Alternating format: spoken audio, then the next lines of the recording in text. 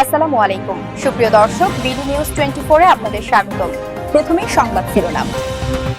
প্রিয় দেশবাসী, দায়িত্ব গ্রহণের পর অন্তর্বর্তীকালীন সরকার তিনটি বিষয়কে সর্বাধিক গুরুত্ব দিয়েছে: জুলাই আগস্ট হত্যাকাণ্ডের বিচার, একটি জবাবদিহিমূলক ও কার্যকর গণতান্ত্রিক ব্যবস্থায় উত্তরণের জন্য রাষ্ট্র কাঠামোর প্রয়োজনীয় মৌলিক সংস্কার এবং একটি সুষ্ঠু নির্বাচন। জুলাই গণঅভ্যুত্থানকালে তৎকালীন ফ্যাসিস্ট সরকারের নির্দেশে সংগঠিত হত্যাকাণ্ডের বিচার কাজ যথাযথ আইনি প্রক্রিয়ায় এগিয়ে চলছে। ইতিমধ্যে ট্রাইব্যুনাল কর্তৃক একটা মামলার রায় ঘোষিত হয়েছে।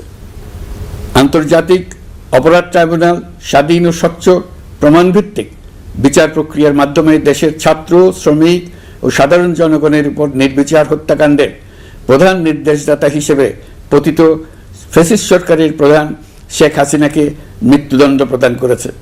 যথাযথ আইনি প্রক্রিয়া অংশ হিসেবে অভ্যুত্থানের পর পলাতক শেখ হাসিনা এবং এই মামলার সাজাপ্রাপ্ত অপর আসামি সাবেক স্বরাষ্ট্রমন্ত্রী আসাদুজ্জামান খানকে দেশে ফেরানোর জন্য সরকার আনুষ্ঠানিকভাবে ভারত সরকারকে অনুরোধ জানিয়েছে।